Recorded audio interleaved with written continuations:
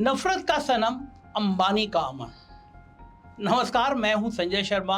आप देख रहे हैं 4PM न्यूज नेटवर्क। आज की वीडियो का टाइटल देखकर आप सब हैरान हो गए होंगे। एक ही लाइन में नफरत और अमन एक साथ कैसे?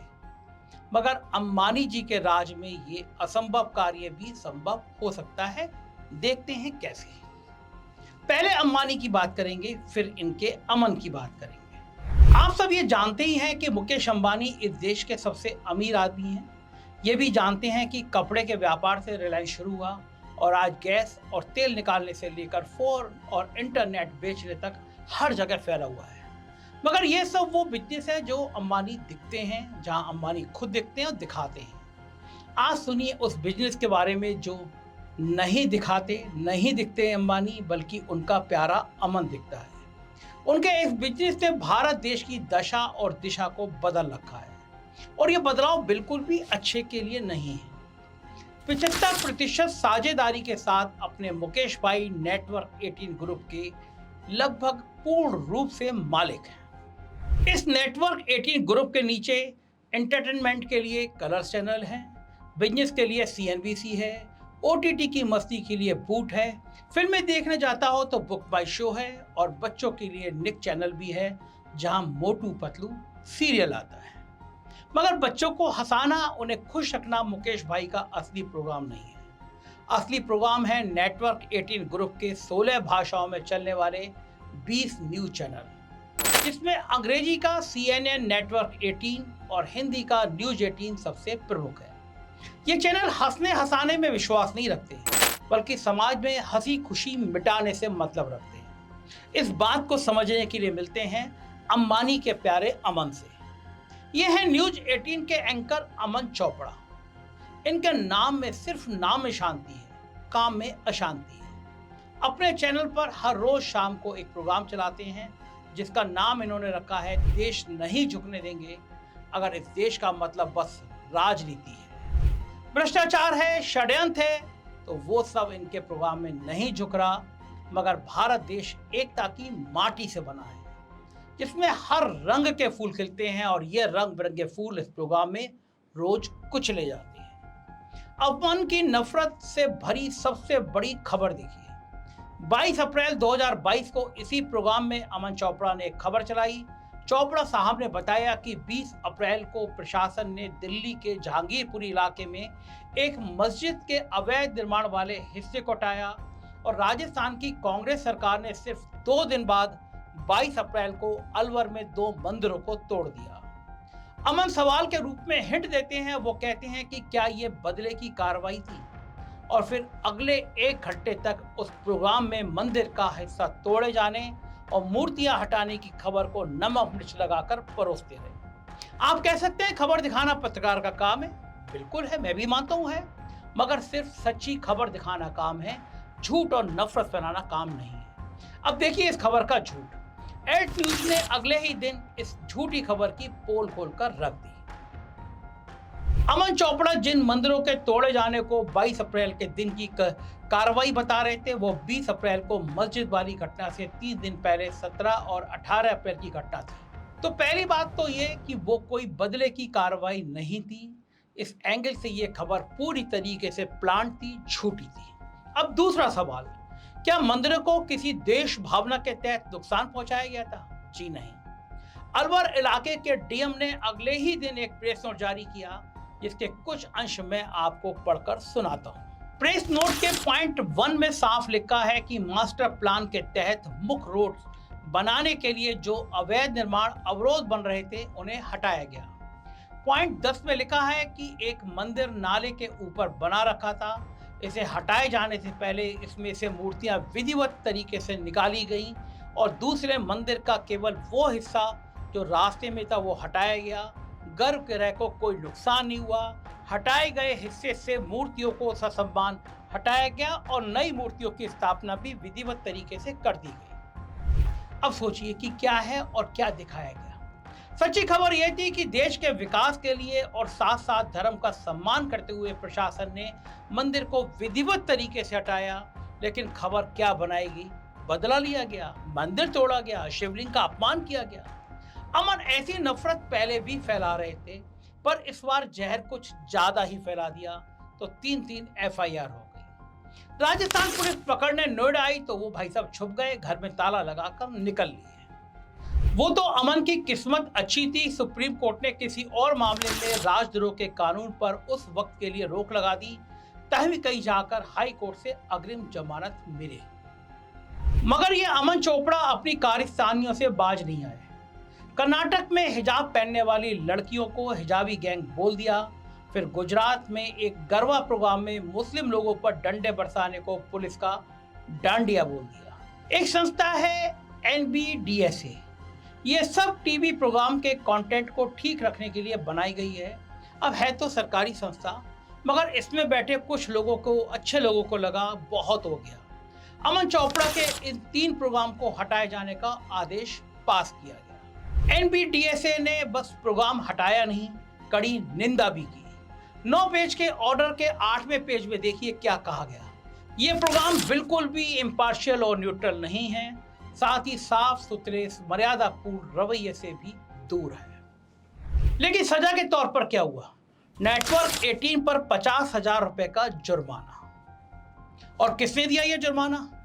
लाखों करोड़ के मालिक मुकेश अंबानी ने दिया 50,000 रुपए का जुर्माना। इससे बड़ा मजाक इस सिस्टम में और क्या हो सकता है। चलिए मान लेते हैं जुर्माना आदमी की जेब देखकर नहीं लगाया जाता, लेकिन उस जेब का मालिक तो ये देख सकता था कि ऐसे प्रोग्राम गलत हैं। मुकेश अंबानी तो अमन चोपड़ा को सजा दे सकते थे, लेकिन मुकेश अंबानी ने सजा नहीं दी, तोहफा दिया। वो ये कि आज भी अमन चोपड़ा और उनका प्रोग्राम देश में हिंदू मुसलमान में बंटवारा करने के लिए खुला छोड़ रखा है। कुछ दिन पहले नीता अंबानी ने एक गाने पर डांस किया, विरोधाभास की सीमा देखिए।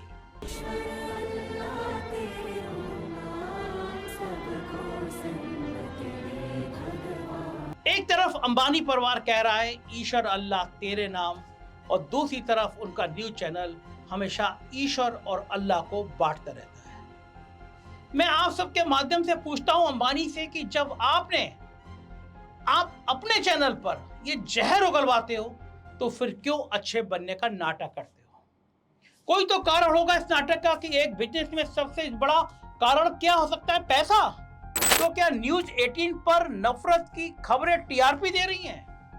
क्या इससे अपने मुकेश भाई की जेबें भर रही हैं? मुकेश भाई को मस्त पैसा कमाने को मिल रहा है। आप हैरान हो जाएंगे जानकर कि ऐसा नहीं है। पिछले साल की नेटवर्क 18 की बैलेंस शीट देखिए। 2020 में 471 करोड़ का घाटा, 2021 में 132 करोड़ का घाटा, फिर 2022 में 90 करोड़ का घाटा, और पिछले 2 सालों में 400 करोड़ के आसपास का नुकसान, वो भी तब जब भाजपा की सरकारें भर भर के पैसा विज्ञापन के रूप में दे रही है। लगातार 5 साल के इस घाटे को जोड़ लिया जाए तो 1140 करोड़ बनता है। अंबानी जैसा कंजूस सेठ जो हर चीज में मुनाफा ढूंढता है, वो भला इतना नुकसान क्यों उठा रहा है? नफरत की खबरें दिखाकर कोई पैसा नहीं आ रहा, मतलब जनता ये खबरें देखना नहीं चाहती, फिर भी दिखाई जा रही हैं। हर रोज सुबह शाम दिखाई जा रही है। क्यों? क्योंकि ये एक सोची समझी चाल है, बहुत बारीकी से बुना गया एक षड्यंत्र है, जिससे आम आदमी के दिलों में जहर घोला जाए, उन्हें धर्म के नाम पर डराया जाए। और धर्म के नाम पर इस देश में कौन डराता है और वोट मांगता है, क्या ये मुझे बताने की जरूरत है? आप सब समझदार हैं। सिंपल सा फार्मूला है। मुकेश भाई मोटा भाई की राजनीति चमकाने के लिए एक घाटे का धंधा चलाने को तैयार हैं, और इसके बदले में मोटा भाई उनके बाकी धंधे को चमकाने के लिए तैयार है। अंबानी की अशांति को बस अमन नहीं फैला रहा, और भी हीरे हैं और भी नगीने हैं। पूरे चैनल का यही काम है। एक दूसरे हैं जिनका नाम है अमीश। वैसे तो इस नाम का मतलब होता है ईमानदार, मगर ये ईमानदारी की आग लगाकर उससे खेलते हैं। अजमेर में सूफी संत ख्वाजा मुइनुद्दीन चिश्ती की दरगाह है, जहां हिंदू बड़ी संख्या में जाते हैं, पूरी दुनिया से आते हैं। 1997 से ऐसा कोई साल नहीं गया जब मैं उस दरगाह पे गया ना हूं। मेरे मन में उस दरगाह को लेके बहुत श्रद्धा भाव है। मुसलमान भी आते हैं, हिंदू भी आते हैं। इतने बड़े सूफी संत को अमीश देवगन ने न्यूज चैनल पर अटैकर और लुटेरा बोल दिया। एफआईआर हुई तो बेशर्म होकर माफी मांगने को तैयार भी हो गए। अपनी इस भूल पर मैंने ट्वीट करके खेद भी जताया है, क्योंकि गरीब नवाज ख्वाजा मोइनुद्दीन चिश्ती में मेरी भी पूरी आस्था है। मगर माननीय सुप्रीम कोर्ट देवबंद के इस झांसे में नहीं आया। कोर्ट ने एफआईआर कैंसिल करने से मना कर दिया। सुप्रीम कोर्ट का धन्यवाद कि धार्मिक नफरत को उन्होंने हल्के में नहीं लिया। लेकिन अपने मुकेश भाई ने क्या किया? क्या अंबानी ने अमीश देवबंद पर कोई एक्शन लिया? जी नहीं, उनकी तरफ से तो खुली छूट है। आइए आपको एक विरोधाभास और दिखाता हूं। कुछ दिन पहले अंबानी ने मुस्लिम बहुल दुबई में भी एक प्यारा सा आलीशान सा घर खरीदा है। इनके नेटवर्क 18 के चेयरमैन आदिल जुनैल भाई हैं, एक मुसलमान जो आईआईटी और हार्वर्ड जैसी बड़ी जगहों से पढ़े हैं। मतलब अंबानी अपने निजी जीवन में फायदे के लिए मुसलमान से प्यार कर सकते हैं, खबरों के सार्वजनिक जीवन में फायदे के लिए मुसलमान से नफरत करवा सकते हैं, क्या क्या नहीं कर सकते हैं। देख रहे हैं आप, बड़े लोगों का बड़ा गेम। इनके लिए कोई धर्म, कोई प्यार, कोई नफरत नहीं है और हम झूठी खबरों में धर्म के नाम पर रोज फंसाए जाते हैं। अंबानी जी के लिए यह सब धंधे का खेल है। इनके चैनल में आजकल एक और नफरती एंकर आ गई हैं, नाम है रूपका लियाकत।